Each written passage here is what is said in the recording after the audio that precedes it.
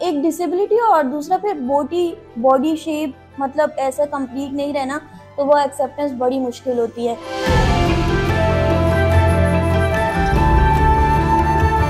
2018 में ये पुलिस में तैनात हुई, सब कुछ सही चल रहा था। एक अफसोसनाक एक्सीडेंट होता है और आयशा नाज दोनों पैरों से माजूर हो जाती हैं। उस एक्सीडेंट ने मुझे पूरी तरह से तोड़ दिया था। मेरा बेटा मेरी स्ट्रेंथ है। जब मैं उनको देखती हूँ तो मुझे ज़िंदगी आसान लगती है कि मुझे इनके लिए कुछ करना है। तो मैं नहीं समझती कि तकलीफ़ें इंसान को किसी भी चीज़ से रोक। मैं नेगेटिविटी को इग्नोर करती हूँ और पॉजिटिव चीज़ों को देखती हूँ, और यही वजह है कि मैं अपनी लाइफ में बहुत हैप्पी हूँ।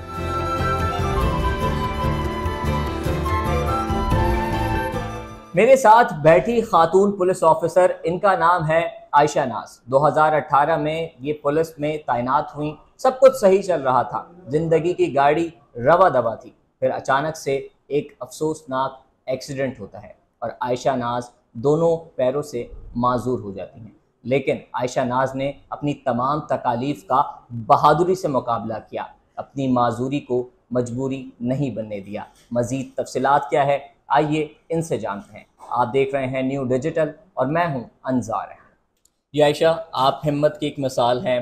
पुलिस ऑफिसर बनी, 2018 में आप तैनात हुई, सब कुछ सही चल रहा था, फिर ऐसा क्या हुआ जिसकी वजह से आपको कई परेशानियों का सामना करना? अच्छा, जैसे कि आपने बताया कि मतलब ज़िंदगी की गाड़ी जो है वो रवां दवां थी, तो मैं ये समझती हूँ कि मतलब मेरी लाइफ जो थी उस वक्त मुझे ऐसा लगता था कि मेरी लाइफ बिल्कुल कंप्लीट है और अल्हम्दुलिल्लाह मेरी गवर्नमेंट जॉब हो गई है और बाकी सब कुछ ज़िंदगी में जैसे एक नॉर्मल इंसान को आपको लगता है कि बस अब हमारी लाइफ जो है वो बिल्कुल ठीक चल रही, तो ऐसे ही था बिल्कुल। लेकिन आप कह सकते हैं कि मतलब कभी कभी ऐसा होता है कि हम आपने वो एक गेम देखा होगा, लूडो गेम, तो उस पे एकदम आप 100 पर होते हैं और एक ही झटके में आप 0 पर आ जाते हैं। तो मतलब ऐसा समझ लें कि एक गेम था कि मैं 100 से एकदम 0 पर आ गई, उस वक्त ऐसा लगता था। तो उसके बाद जो है एक्सीडेंट एक ऐसा था कि उस एक्सीडेंट ने मुझे पूरी तरह से तोड़ दिया था। एक तो मेरी डिसेबिलिटी, ऊपर से फिर आप कह सकते हैं एक डिसेबिलिटी और दूसरा फिर बॉडी शेप मतलब ऐसा कंप्लीट नहीं रहना, तो वो एक्सेप्टेंस बड़ी मुश्किल होती है।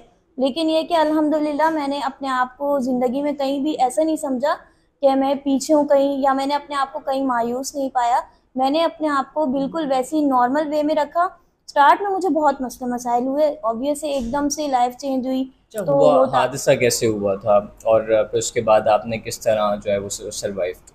या हादसा ऐसे हुआ था कि रोड एक्सीडेंट हुआ मेरा, जिसमें वाटर टैंकर जो है उसकी जद में मैं आ गई, वो मेरी टांगों पर से गुजरा और मेरी टांगें बहुत बुरी तरह से जो है ज़ख्मी हो गई। डॉक्टर्स के बहुत इलाज के बाद मेरी टांगें ना ठीक हो पाई, तो एट द एंड मेरी टांगें जो हैं वो अबव नी काट दी गई।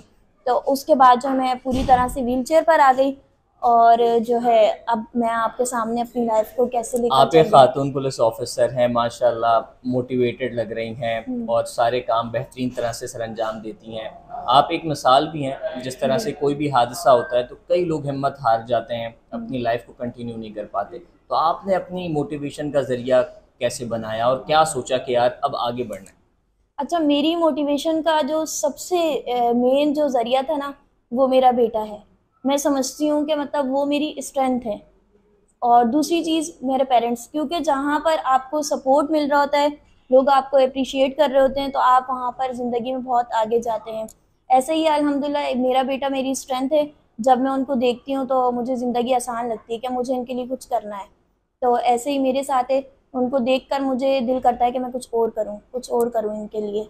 आयशा नाज को हम देख रहे हैं कि वो ड्यूटी भी कर रही है, खुश भी है, लेकिन कई ऐसी तकालीफ का सामना किया होगा जो लोगों को नहीं पता। किस तरह से उन तमाम तकालीफ को साइड में रखते हुए आप अकेले आगे? अच्छा, तकालीफ की बात अगर की जाए तो एक नॉर्मल पर्सन, उसकी रोज़मर्रा ज़िंदगी को अगर देखा जाए, सुबह उठता है, हर एक दिन एक नई परेशानी, हर एक दिन एक नई टेंशन, बाहर निकलता है तो ट्रैफिक के मसाइल, इस तरह के बहुत सारे मसाइल ज़िंदगी में रहते हैं। तो मैं नहीं समझती कि तकलीफ़ें इंसान को किसी भी चीज़ से रोक। जब एक नॉर्मल पर्सन हर चीज़ को फेस कर रहा है ना, उसकी लाइफ में बहुत सारी प्रॉब्लम्स होती हैं, तो फिर एक व्हीलचेयर बाउंड पर्सन क्यों ये नहीं समझता कि हमें इन सब चीज़ों का सामना करना है और अपनी लाइफ को खुद से जो है ना नॉर्मल बनाना है।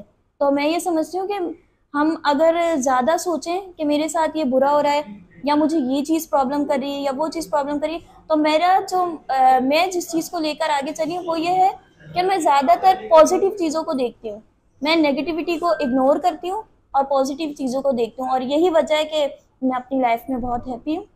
माशाल्लाह से आप पुलिस में क्या खदमात सर अंजाम दे रही हैं, क्या रूटीन होती है घर में यहाँ पर, और कितना जो है वो इन तमाम तर चीज़ों को अच्छी तरह से लेके चल। अच्छा, सिंध पुलिस में तो मैं आप मुझे 6 साल हो चुके हैं। हादसे के बाद थोड़ा सा मैं बिल्कुल ट्रॉमा में थी, चीज़ों को एकदम से नहीं कवर कर पा रही थी। तो मैंने जो है पहले तो अपनी स्टडीज़ कंटिन्यू की। अभी मैंने recently masters in mass communication किया है, और मास कम्युनिकेशन करने के बाद मुझे था कि मैं अपनी फील्ड में कुछ करूं। गवर्नमेंट जॉब अल्हम्दुलिल्लाह ऑलरेडी थी मेरे पास। तो मैंने देखा कि सिंध पुलिस में भी एक मीडिया सेल है जिस पे हम काम कर सकते हैं। तो मैंने जो है उसके बाद मीडिया सेल को ज्वाइन किया, ताकि मैंने जो कुछ सीखा है उसको अप्लाई कर सकूं और यहाँ आकर और चीज़ें सीख सकूं, मीडिया में जा सकूं, मीडिया की चीज़ों को देख सकूं। तो ऐसे ही अब मैं सुबह ऑफिस आती हूँ, और मैं मतलब मुझे काफ़ी रिलीफ मिला हुआ है कि मैं जितना चाहूँ काम करूँ और जितना चाहूँ नहीं करूँ, लेकिन मैं चाहती हूँ कि मैं एक नॉर्मल पर्सन की तरह काम करूँ।